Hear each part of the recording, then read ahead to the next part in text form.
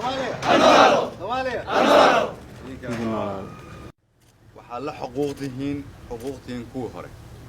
isku tababar waa inay ahaatiin isku miisaan ahaatiin isku fursad ah heshaan laakiin saraakiishii maalintii la tababarayay sidaan u sheego kale haddaan idin sheegaya laba meelood kama wada tirsanaan kartiin haddaa ciidanka ku soo biirteen nabad sugidda Soomaaliyeed waxaad tihiin ciidan nabad sugid Soomaaliyeed warkaas oo warcad ma qof aan diyaar u ahayn miyaa hadda idinku jira maya maadaama aan laba meel wada laga tirsanaan karin waxaa u dhaarateen qarankiina waa inaad ka shaqaysaan magaaladan nabad inay ahaato Soomaali oo dhan ay isu timid maalin walba diyaarada timaado adduunyada dhan ay isu imaanayso dhuusamareebta aad taqaaneen ma aha galgaduudda aad taqaaneen ma aha galmudugta aad taqaaneen ma aha waa galmudug adduunyadu indhaha ay ku hayso adduunyada u furan rajo badan ay ka muuqato dawladnimo laga rabo walaalihiin iyo xaasiskiina iyo carruurtiinuna ay ku manfaacadsan doonaan idinkaa degan meesha idinkaa la rabaa inaad quruxsataan magaaladiinna ma qurxanaanayso haddaan amnigeeda la isku halayn karin hadda waa ka sii daran tahay marka waxay cadowgu isku dayayaan inay horumarka ka hor tagaan idinkana waxaad tihiin kuwa la rabo horumarka inay keenaan walaalaad tihiin kulligiin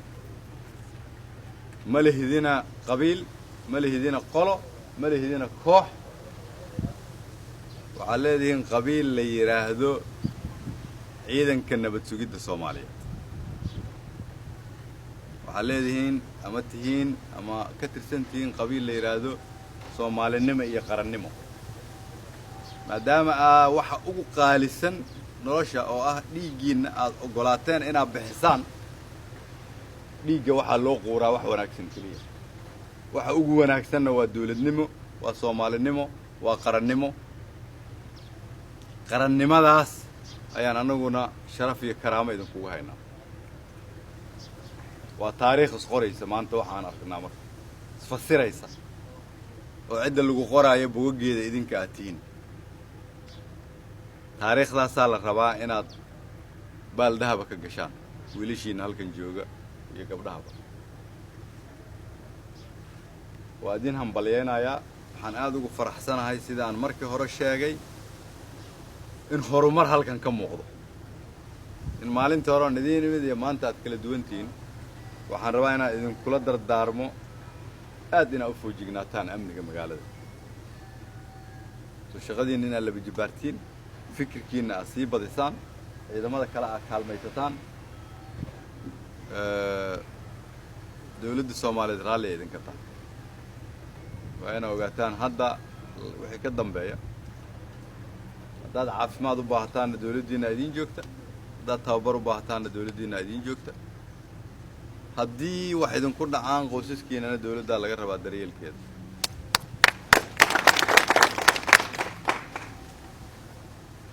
waa xuquuqdiinna waajibaadkana waxaa ugu horreeya laba qalbi inaadan lahayn laba qof inaadan ahayn hal meel oo lagugu soo hagaagay inaad leedahay waajibaadku waxa waaye wixii lagu faray inaad gudato shaqadii lagu diray inaad ka soo baxdo kala dambaynta ilaalisaan saraakiishiinaani waxaad muhiim u tihiin idinku inaad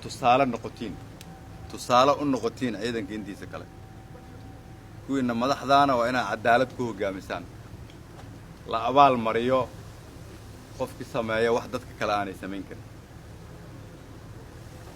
rajo badanaa ka muuqata galmudug rajadaasi waxay xaqiiqoobaysaa haddii idinku aad u dhaqataan qaabkii lagu xaqiijin lahay waa aragteen dadkii nooga yimid xeraale iyo huurshi habeena dhowey oo aan imaan halkan 3-4 sano laba isla dhalatay isku ooyeen kuwa isdhalay isku ooyeen idinka dartiina u yimaadeen iyo dadaalkiina iyo amniga aad samaysaan iyo sharafta iyo albaabada aad u furteen magaalada sidaas oo kale aan rabnaa adduunyada dhan inaad isugu keentaan haddii ilaahay waa mahadsantahay